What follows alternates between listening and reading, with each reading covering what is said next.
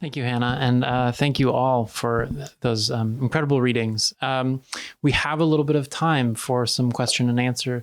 I might start off with a couple, and I might ask Pete if you wouldn't mind joining us up here, so that we can have the publisher and the writers in kind of conversation. Oh, great. Okay, I'll just hang here. Can you get him? Okay. So I thought I'd start off just by asking Pete, welcome to the stage. If you could tell us a little bit about the origins of Ghostbird and the project and kind of its orientation in the world, what kind of work you find yourself drawn to do with it. And then for our readers, kind of a question about, you maybe saw it coming, the chapbook form. I hear some of you sort of talking about how this is part of maybe a larger project, the work that we have, that kind of the aperture of the chapbook being something that for some people maybe is the culmination of a series, and for other people a window onto something else, a larger body of work or something like that. So I'm kind of curious to hear about that as well. But maybe we'll start with you, Pete. I think just for the telecast. Okay. Great, thanks. And thanks for having me here. Always love to come back to my poetic roots here at Queens College. As far as the beginning of the press, I mean, I really have to thank Kamiko for that and Queens College in general. While I was here, really actually before I was even in the MFA, it was like a quasi-MA creative writing program. And Nicole Cooley's workshop, she asked us to basically make a chapbook. So that was really my introduction to the idea of this smaller collection. And the really kind of experimental nature that I feel like is part of the identity of the chapbook. And I was just so interested in it. And then there was the Chapbook Festival that CUNY had hosted at the Grad Center for a couple of years. And that's really where I was sort of just kind of inspired to just get my hands dirty, really, because the variety of work that I saw there was just the people that I spoke to was very much, if you want to do this, just go and do it. Like, there's no gate for this, like you just decide to fold some paper and hand it to somebody, or, get a press going. Like that guerrilla on the grounds aesthetic and just sort of sense of purpose of doing and handing was just so inspiring. And I remember just being on the train home and just trying to come up with reasons why not to do it, which was weird. Right. But eventually I was kind of like, just do it. I mean, why not just try, give it a shot? What do you have to lose, sort of? And just the community at Queens College was so supportive, as you know. I hope you guys have all experienced that. I'm sure you have. That it just kind of got started, and then the name, the Ghostbird, and the little image there was a drawing that my daughter had done in my notebook at one point. Every time I have to say this, she claims that I have it upside down, but I'm not sure if that's just her kind of always wanting to kind of correct and control. She might be right though, but it was just an interesting moment and connection with her, and this idea of seeing things that may be there or may not be there. I was like, that's it. I'm going to call it Ghostbird Press in her honor. And it's just been a lot of fun. What else did you ask me? I mean, what am I looking for? What am I seeing? Is it like, how many years now? I think the first book we published was in 2011, if I'm not mistaken. I should have that on the tip of my tongue. But so I graduated from the MFA in 2009, and we're right around that time when I decided to give this a shot and put things out. Mm-hmm. And I mean, it's hard to say what I'm drawn to. I'm constantly, there's like sort of a rolling submissions thing, and I'm always sort of reading and looking, and anyone I don't know if anyone's ever screened manuscripts for like another press, or sometimes they just jump out at you and suddenly you stop hearing other things, and this voice you can't stop hearing this voice, and you find yourself thinking about it afterwards. And that's always when I know that this is something that I want to think about further.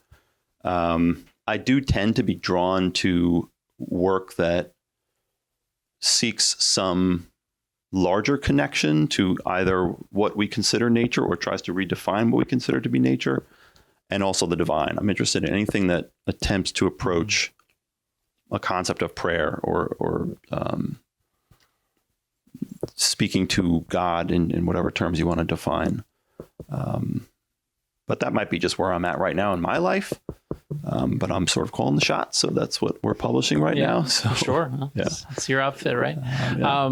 I mean, I think we could see that going through all the readers' work. So maybe I'll turn to you again and ask, like, this kind of what is it like to see your work put into this lineage, the chapbook as a form, as I asked, but also, to come as part of this series, to join in this community of voices looking outward.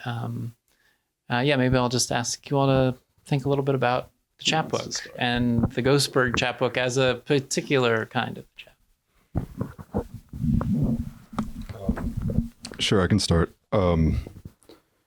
I think what drew me to the chapbook most of all, as sort of a beginning poet when I was putting this together, was it's a more manageable thing to organize. Like I think a full collection, sort of twice the length of this, is daunting. And here you kind of have the freedom to just take sort of 2 or 3 sequences of poems. So like, for example, for me, the Beatitude poems, there were a lot more of them in here. And also the last poem, Ode to Mangianopoli, there were a lot of those odes to places. I had those 2 sequences, and then I could look at the rest of my work and just kind of pick out pieces that both intersected with those 2 sequences in interesting ways, but also kind of interrupted them in productive ways too. And I mean, that kind of was my start of like thinking through what we call, I guess, like book architecture, sort of how to make poems speak to each other in sequence rather than just as single pieces, which is usually how they start for me. And then I think also sort of being part of a series, I mean, it's always, maybe it's even more obvious with my work because I started almost every piece I read tonight, I think, with an epigraph from another writer, but you're always talking with other writers anyway. You're always influenced by other writers, crimping style from them, crimping subject matter from them, and then like in kind of copying at first, then finding your way to your own thing.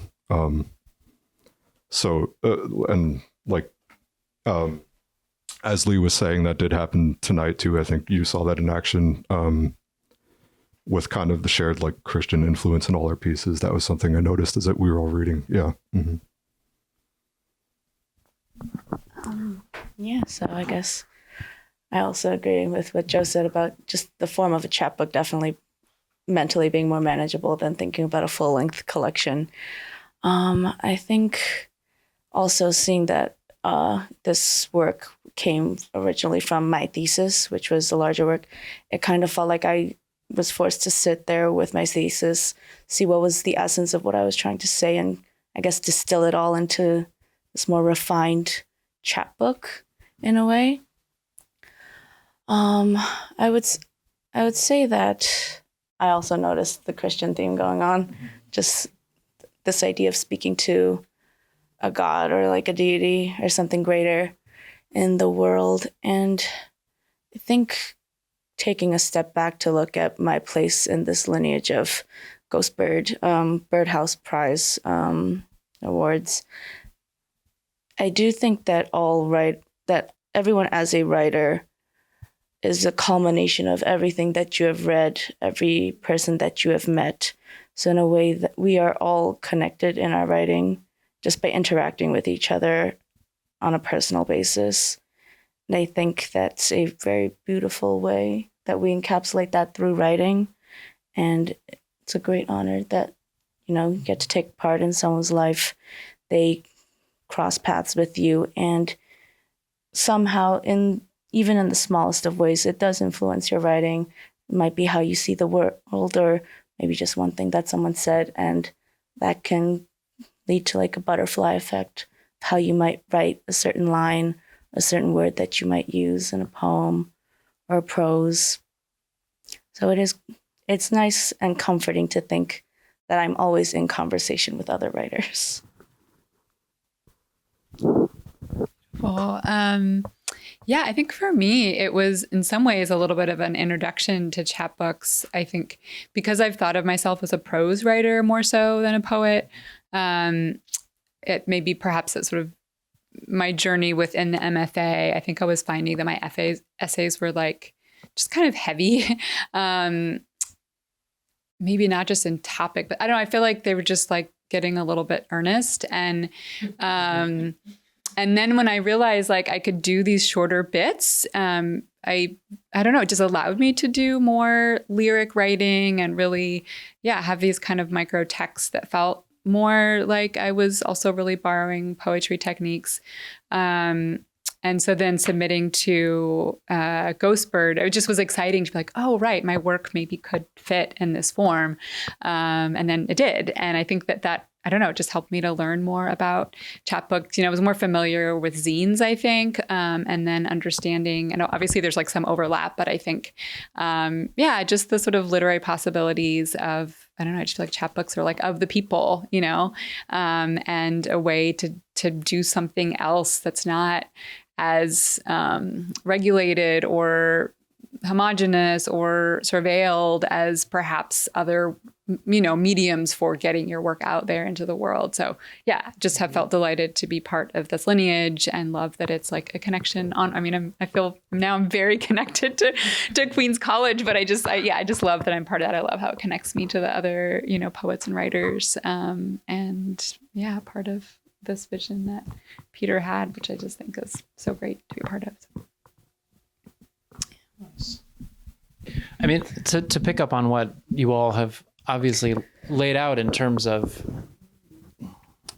the approach to the sacred or something like that, it strikes me in all of your work how I've something I often think about, the immanence of the word, in that it is a place where everything comes into the same plane of interaction, existence, whatever. And I guess I wanted to ask a little bit more about that, or to go more into that, because as you said just now, Francesca, like the fear or slight trepidation of something too earnest or too whatever. I mean, that there's a specter of that in devotional writing or writing that seeks the sacred. But it occurs to me that, in each of your work, that approach to the sacred also feels like a very worldly, very messy and sometimes violent thing, at least with the potential for that, a very two-way street where it is, what is it? Joe, you said the bedlam of breaking bread is really, is both the access point and the complication of some kind of simple idea of the sacred. And I guess more a comment than a question at this point, but I'm curious to hear if that rings true for you, whether the sort of like using language, literature, poetics, prose as an approach to the sacred is also something that is fraught with some ambivalence about the sacred, or that maybe entails an expansion of the sacred as beyond our kind of like idiomatic sense of it as this positive sphere, this positive space.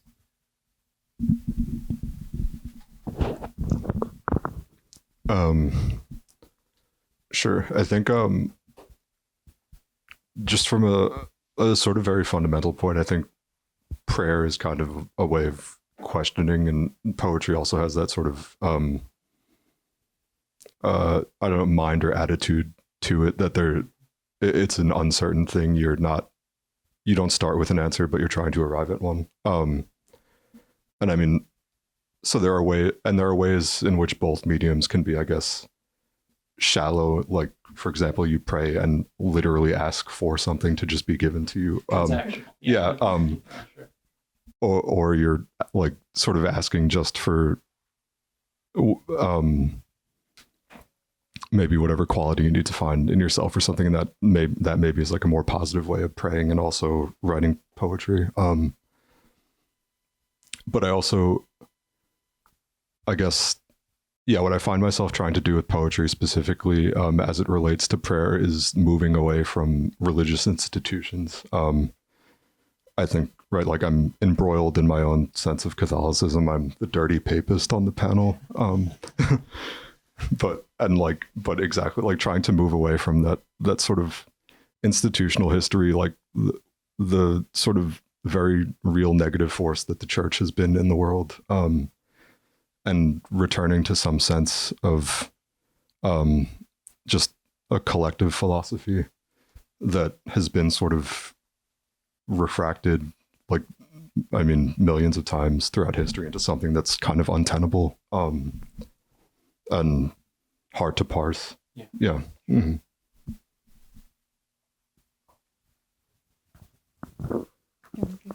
Okay. I guess for me, writing poetry is kind of ritualistic in a way where I always like to think of it that I am channeling a muse and they're just speaking through me, and I just end up creating art somehow. I blink and it happens. But I think there is definitely some kind of meditative quality of writing poetry, and there's that kind of mindfulness to it where I'm on a topic and I'm choosing to stay on this train of thought and coming back to it around and around again. And in a way, I think that functions the same way a prayer does. So even if, I guess the word sacredness can mean something different to everybody, whatever version of like a higher power, if you believe in that kind of thing, exists out there. But I think the act of a prayer doesn't necessarily require a deity.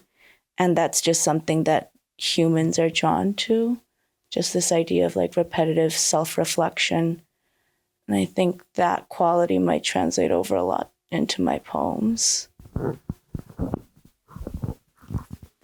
I think for me, and this might not be getting exactly what you're asking, but my engagement around like prayer and religion and God is very direct. Like that's kind of one of the major themes that even like in high school I was writing about. In high school, I wrote like a novella, like on notebook paper that I wish I still had it, but it was like a kind of caricature of my parents. My parents are missionaries. So even then I was like trying to figure out what the deal was. And I made all of their friends characters and, and then as I was sort of coming up with my own worldview, it just has been a way to kind of figure stuff out through writing. So that's been really important part of my whole writing journey. And so then I do write a lot specifically, even more kind of directly about that than I have in this book.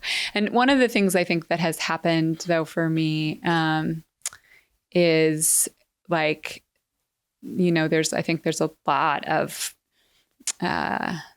issue that I take with ways that I was raised, but then I think writing can be both like an expression of that critique, anger, but then also can be like a softening that happens through writing. So like the piece that I read about my dad and trees, it was just like so interesting. And that was about capitalism, not religion, but I think, I don't know, it just was kind of beautiful how in the writing process, and in sort of the, low-key like research process of fact-checking with my family, the writing process itself, I think, has some bearing on my relationship with my parents, and as such also my relationship with the ideas about God that I was raised with. Yeah. I have other questions, but I did want to also say that we have time, and if anyone has any other questions for our panelists before I soldier on ahead, I don't want to dominate necessarily. I do have a question. It's pretty much for everybody. When I noticed that your roots come out, each and every one of you spoke in your language of heritage, right? And I was wondering if that is an inevitable thing that you go through as a writer all the time. Is it a pulling force? Is it something? It is your roots, to go back to nature, if you think about it, right? It is a botanical term that we steal from. So I was wondering if that's an inevitable force that is always there when you write. Just like, the power that a deity can have as inspiration and as, within the realm of having multiple muses that speak to you. Are your roots one of them? Is it something you can't escape from?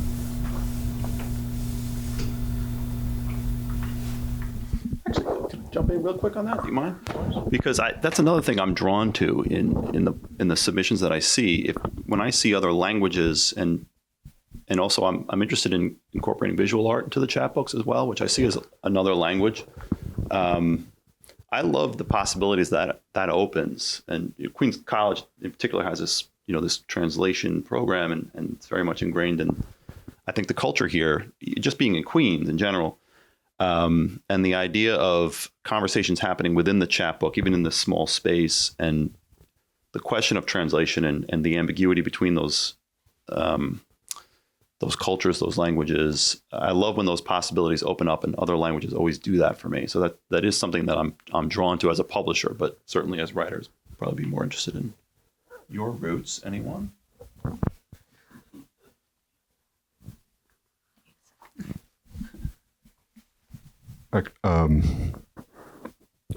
Yeah, I think for me, it reminds me of sort of when I was first starting to write poetry, and I think I just didn't know enough about any other poetic tradition except the Italian one to like start looking there for sort of instruction. All right, I like did not pay attention during my high school British lit classes or anything, so I wasn't going to those poets.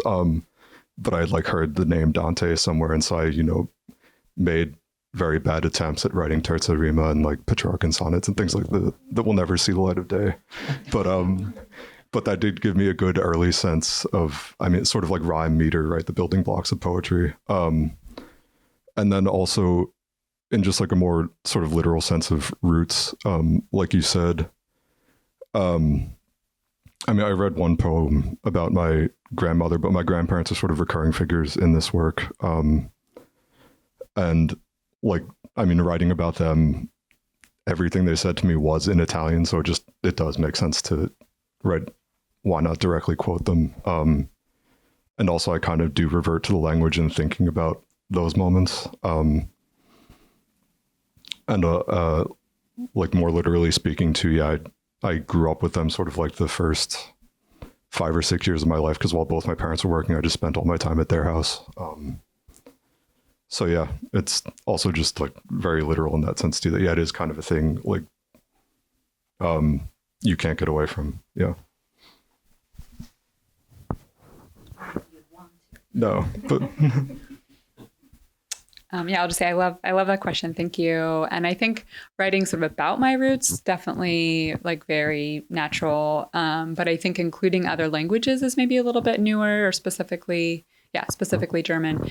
And I think that started happening, once I started translating and studying translation, and thinking just about things that are untranslatable, and sort of pulling away from the idea that translated literature needs to be somehow, that it would even be possible for there to sort of be a one-to-one between languages. And so then realizing, oh yeah, I don't need to necessarily bring, translate every German word or locate whatever. I don't need to make that easy necessarily. I think I could even probably go further into that, but it just was very satisfying to realize that I could just do that and not try to make it somehow anglicized that didn't really flow or fit with, I don't know, that it's actually, it could be like a little bit of a disruption, but in a way that I think serves the whole. So,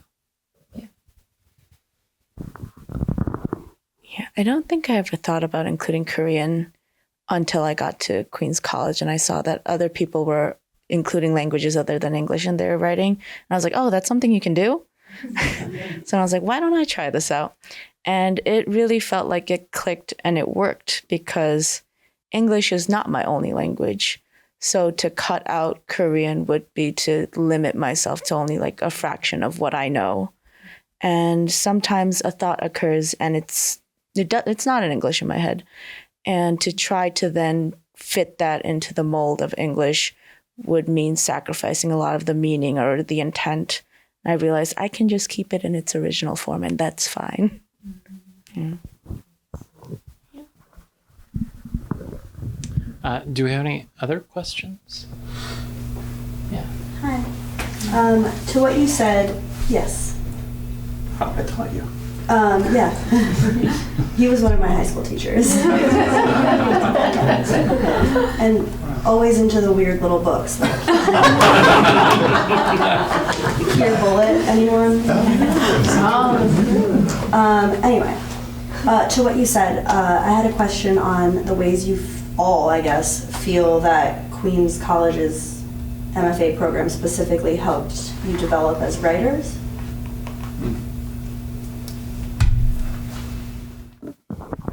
Yes, I guess going back to what I was saying, this program and the lovely people in this program definitely gave me kind of the permission to feel free to explore, adding another language in my poetry and realizing that it's okay. So I guess things like that, I don't think I might not have gotten from a program that's not in New York City or not even in Queens, because I think Queens has the most spoken languages anywhere in the world. So that's really unique to this area and also this program. So in that way, it opened up my world and basically doubled the amount of language that I can use in my writing. It's just great. Anyone else want to?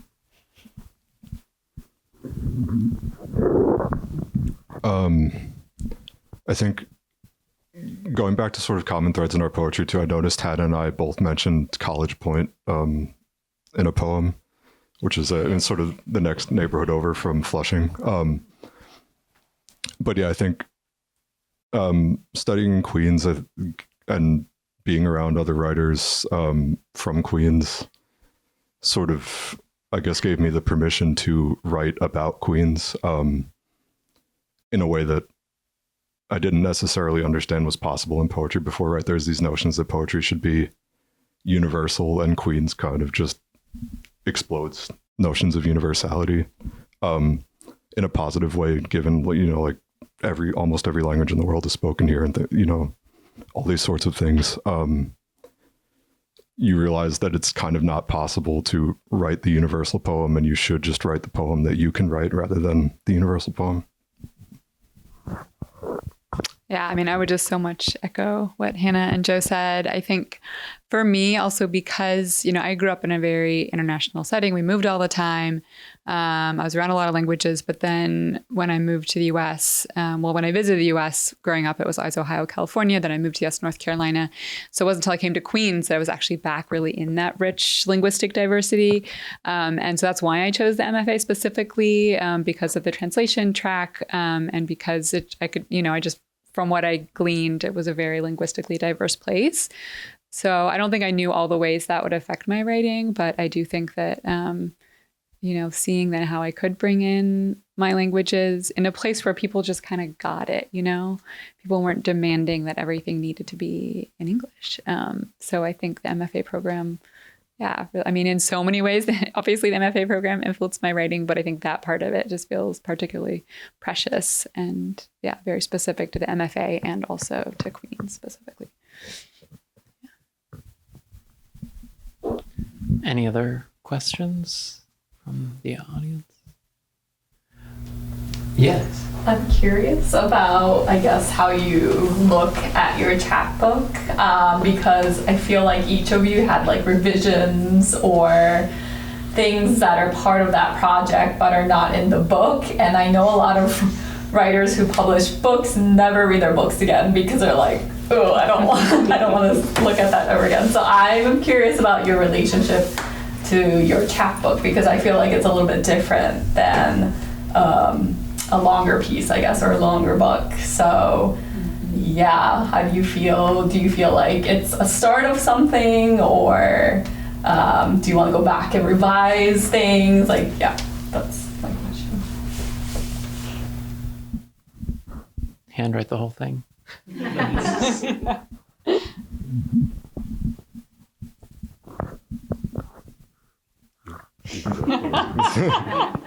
Very polite, I was just gonna say, it's very funny that you mentioned how some people don't read their books, because I had not looked at it since it came in the mail to me until today, when I realized, oh no, I need to pick which poems to read today.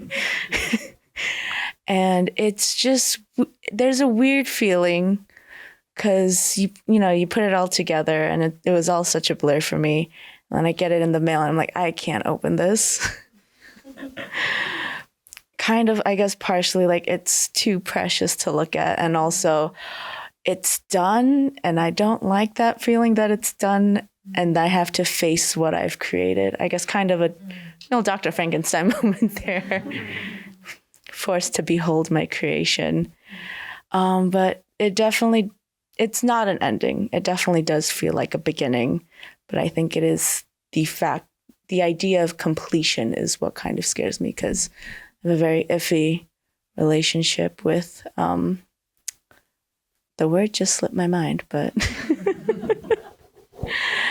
but yes, just things finishing gives me a strange, like bittersweet feeling. I guess I would say, generally, like, I think this project, once I started writing on it, was just like, oh, wow, I have so much to say and there's so many stories. So in that way, I think I've always sort of felt like this would be part of a bigger project, which is really exciting. But I will say that if it's been a little while since I picked up the book, I do have that feeling of like, what if I hate it now? What if it's actually terrible? So that feels like maybe a universal feeling. But yeah, then I think when I actually re-engage with it, it feels, I don't know, it just feels very authentic, the things I'm thinking about. So that's reassuring since it is, in print form. But yeah, I do think, this is part of a larger project that I'm working on now. And it feels great to kind of have this part of it, developed and peer review or, workshopped and out there in the world. That kind of also feels like it's given me some confidence to work on the full length. Yeah. Yeah, I personally never feel my work is complete. I wrote a new ending to one of the poems. And I think that's a common experience amongst writers, but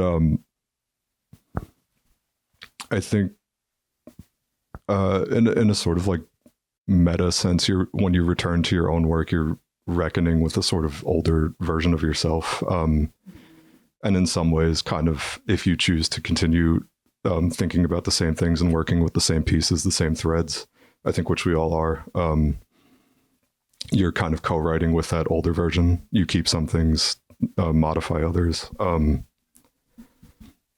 then also I kind of have like a very literary theory answer to this question too, which is I think that like any art object becomes complete once someone besides the artist experiences it. So, right, like I think in reading the poems tonight, you now have a conception in your head of the poems, regardless of what we think of them. Whoever reads the book has a conception of this as a complete object, despite whatever, I don't know, regrets we have about a poem we didn't add or whatever, yeah. Yeah. Any other questions? Yeah. You kind of all preempted my next one, which was simply like, what kind of work are you doing now? Which sounds like the same and different all together, all at once, different iterations of the same thread. I don't know, but I'm curious if you have thoughts, having literally just revisited this older version of yourself, reacquainted yourself in public, no less, with that older version. Kind of give us a sense of where your writing practice, your work with words is right now, if you want.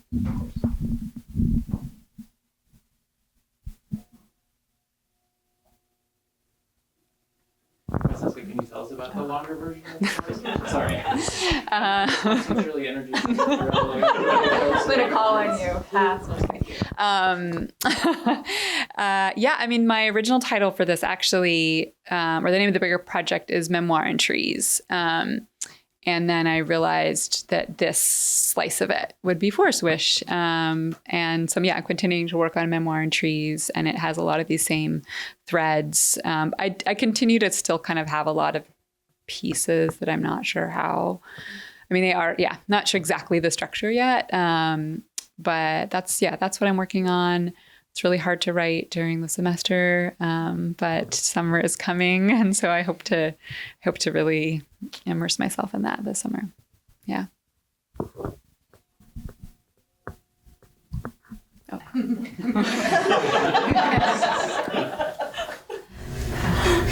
All right. Well, let's take some time. There are books for sale in the back. I welcome and encourage you all to pick them up. I'm definitely going to do that, and talk to the writers, mingle for a bit. I'm not exactly sure when they kick us out of this space, but we can meander and mingle until such time. Thank you again once more, and I hope you'll join me with another round of applause for amazing.